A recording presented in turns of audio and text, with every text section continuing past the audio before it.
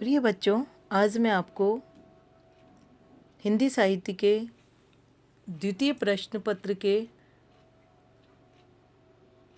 एक भाग काल विभाजन के बारे में मुख्य जानकारी प्रदान करूंगी। आपके पाठ्यक्रम के दो भाग हैं। एक प्रथम भाग में आपको हिंदी भाषा, उसके उद्भव, उसके विकास और उसकी बोलियों का अध्ययन करना है, और दूसरे भाग में काल विभाजन। तो मैं आज आपको काल विभाजन के बारे में बताऊंगी। जब से हिंदी साहित्य का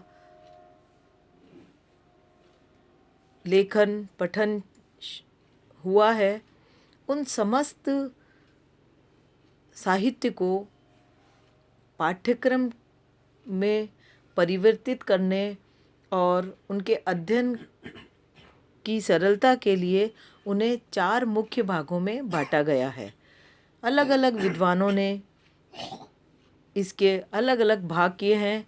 किसी ने 5, किसी ने 6, किसी ने 4, और यह भी एक बहुत लंबा विषय बन गया है कि हम किसे सर्वसम्मति प्रदान करें।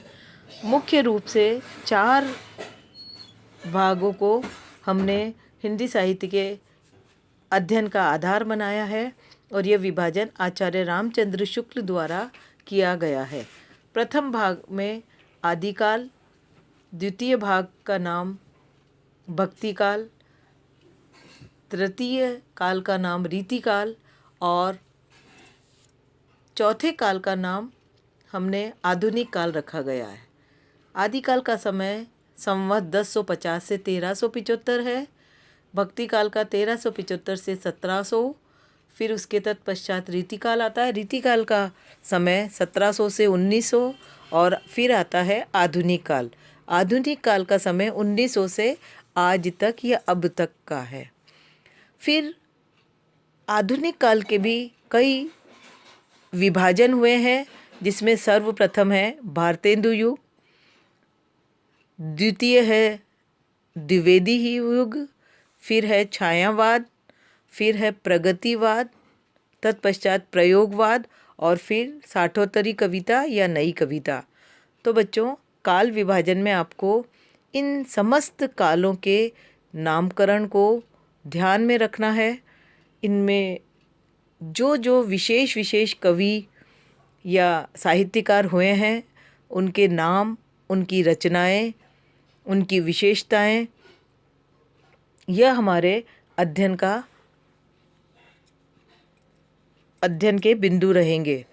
तो और प्रश्न पत्र में भी भाषा से संबंधित प्रश्न भी अनिवार्य रूप से करना होगा, और काल विभाजन से संबंधित प्रश्न भी आपको अनिवार्य रूप से करना होगा।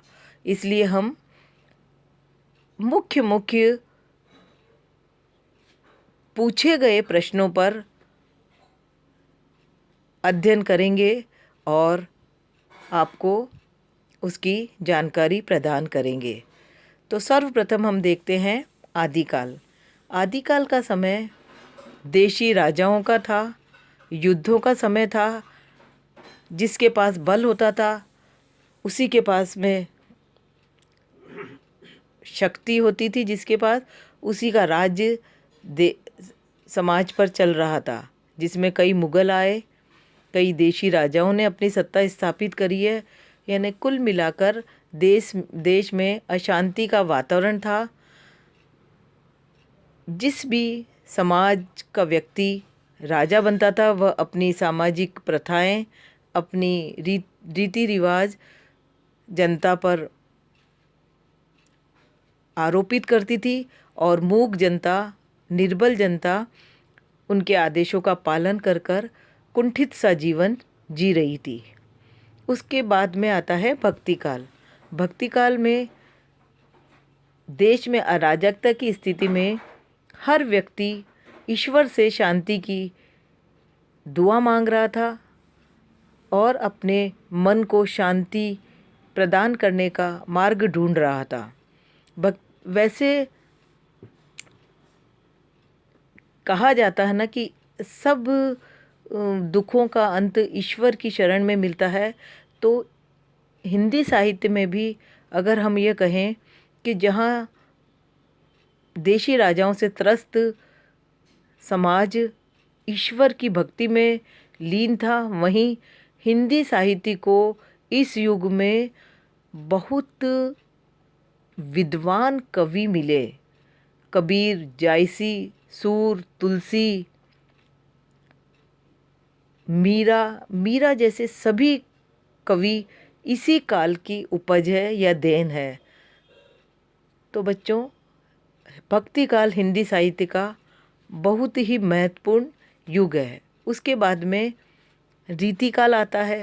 रीतिकाल में फिर देशी राजाओं का समाज पर, देश पर अधिकार चलने लग गया और उसने भक्ति की जो स्वच्छ धारा बह रही थी उसको वापस श्रृंगार में, अपने हितों की रक्षा में, अपनी प्रसिद्धि के गायन में साहित्यकार का रुख मोड़ दिया और